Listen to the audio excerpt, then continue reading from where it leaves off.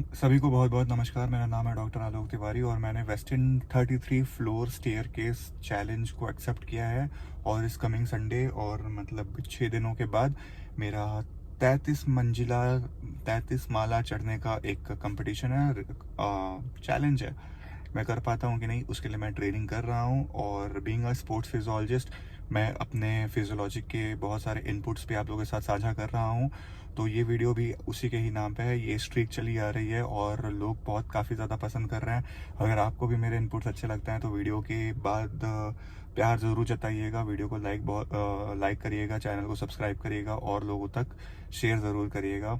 तो आज मैंने अपने लेग्स को ट्रेन किया। मैंने बताया था कि मेरे को नी इंजरी इसके सिम्टम्स आने लगे थे, मतलब नी सोर हो गया था, इंजरी तो नहीं कहूँगा मैं, क्योंकि मैंने एक्सरे भी करवा के चेक कर लिया कि कोई इंजरी तो नहीं थी। Just to be W sure कि मैं इंजरी नहीं चाहता। मैं हमारा काम ही यही है कि हम अपने जो भी क्लाइंट्स होते हैं या फिर जो हमारे पेशेंट्स होते हैं जो स्पोर्ट्स खेल रहे होते हैं, उनका इंजरी जो होता है उसको प्रिवेंट करें। जो हमारा एकमात्र सिद्धांत है कि डू नो हार्म, हम लोग उसी प्रिंसिपल पे ही काम करते हैं।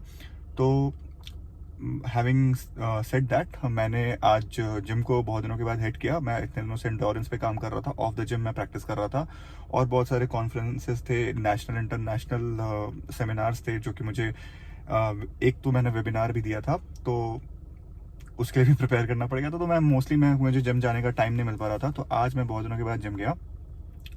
जिम में गौरवो मिला मुझे और गौरवो के साथ मैंने ट्रेन किया अपने लेग्स को। पहले तो मैंने वार्म अप के नाम पे ट्रेडमिल करा। ट्रेडमिल मैंने इंक्लिनेशन 2 पे रखा था और 10 मिनट्स तक किया था।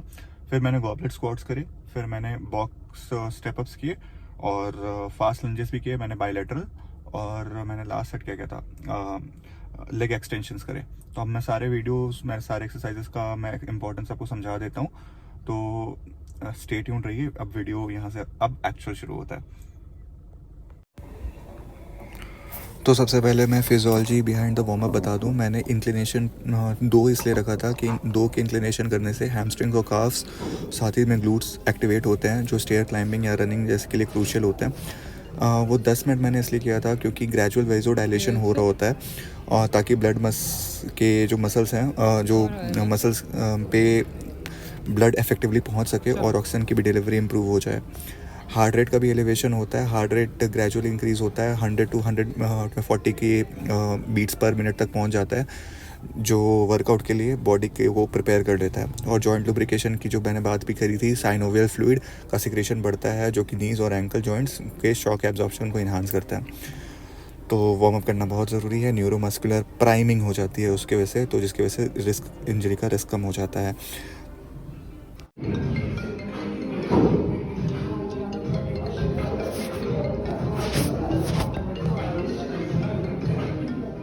কি হয়েছে? আমার হয় না।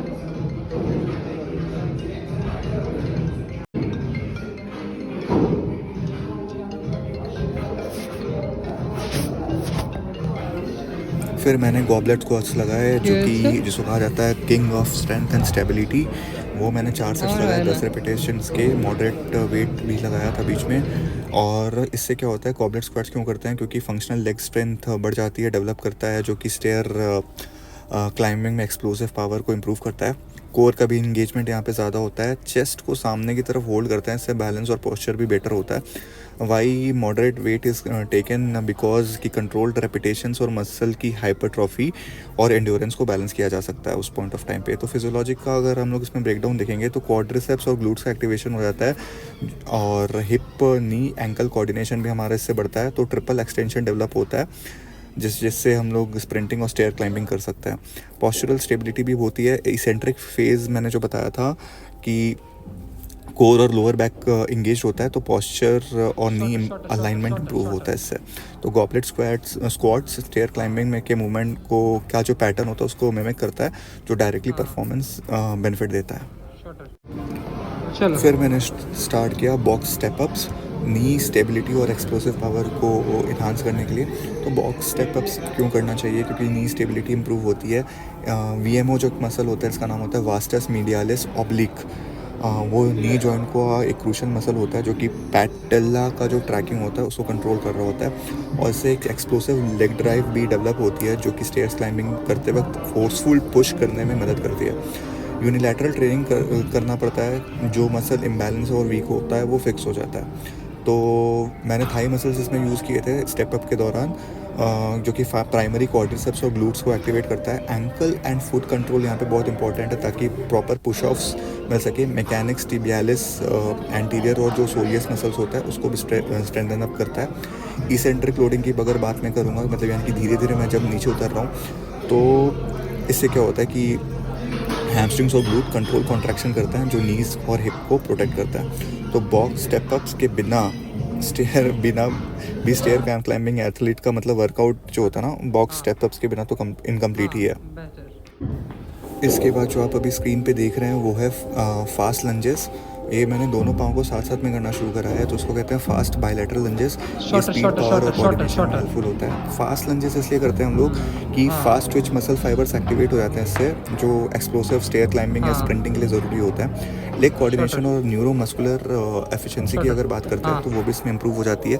ग्लूट एंड क्वाड का एक्टिवेशन जो जितना ज़्यादा फास्ट मूवमेंट में होता है उससे ज़्यादा उतना लोअर बॉडी का एक्टिवेशन को वो मिमिक करता है। तो ग्लूट्स और क्वाड का एक्टिवेशन यहाँ पे बहुत ज़रूरी है।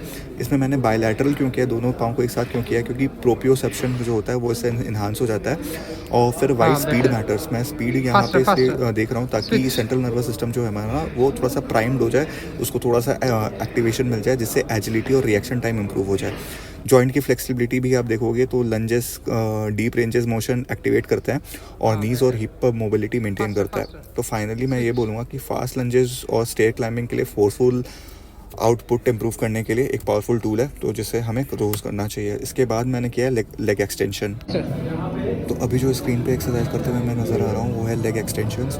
ये इंजरी प्रिवेंशन और एंड्योरेंस के लिए कमाल की एक्सरसाइज है। Leg extension quadriceps endurance improve करता है, जो स्टेयर्स पे जो लॉन्ग ड्यूरेशन जो फटीग होता है उसको डिले कर देता है। आइसोमेट्रिक कंट्रोल की अगर आप बात करते हैं तो वो भी इसमें इंप्रूव हो जाता है, जो नीज को हाइपर एक्सटेंशन और लिगामेंट से प्रोटेक्ट करता है।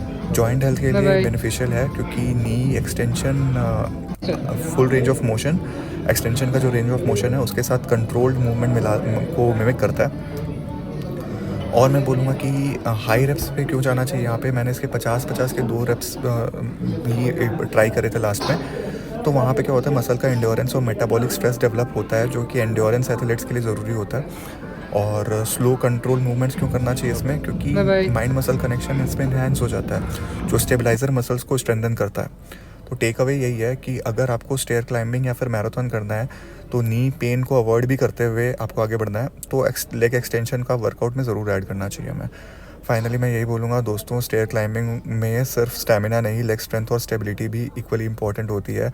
आज के लेग वर्कआउट का हर एक एक्सरसाइज स्टेयर क्लाइंबिंग का परफॉर्मेंस को बूस्ट करेगा। तो ट्रेडमिल वार्म अप से हमारा प्रॉपर एक्टिवेशन हो गया, गॉबलेट स्क्वाट से और स्टेप अप से स्ट्रेंथ और एजिलिटी मिल गई। फिर फास्ट लंजेस हमने करे तो फास्ट लंजेस के और उसके साथ लेग एक्सटेंशन करा तो उसके साथ एक्सप्लोसिव पावर और एंड्योरेंस भी डेवलप हुआ। तो अगर आप भी स्टेयर क्लाइंबिंग, रनिंग या फिर एथलेटिक परफॉर्मेंस इंप्रूव करना चाहते हैं तो ये वर्कआउट आप ज़रूर फॉलो कर सकते हैं और मेरे चैनल को ज़रूर सब्सक्राइब कर सकते हैं, क्योंकि इतनी नॉलेज तो मुझे नहीं लगता कि किसी भी फिटनेस इन्फ्लुएंसर में है जो कि यूट्यूब पे वीडियो बना रहा है, जितनी मेरे पास है। बस मैं ये सीना ठोक के कह सकता हूँ क्योंकि मैंने पढ़ाई भी कर रखी हुई है और मैं खास करके इन सब चीज़ों के दौर से गुजर भी रहा हूँ, खुद को भी उस हिसाब से ट्रेन कर रहा हूँ। तो प्लीज़ इस वीडियो को सपोर्ट करिए, लाइक करिए, सब्सक्राइब करिए और फिट हो जाइए, क्योंकि अगर मैं कंसिस्टेंटली आपको फिट करने के लिए इतना मोटिवेट कर सकता हूँ तो आप तो खुद को कर ही सकते हो। तो चलो इसी के साथ गुड नाइट, और हम लोग कल मिलते हैं डे 8 में। बस 6 दिन की बात है, अब इसके बाद तो सीधा हेलीपैड से ही व्यू मिलेगा। Thank you.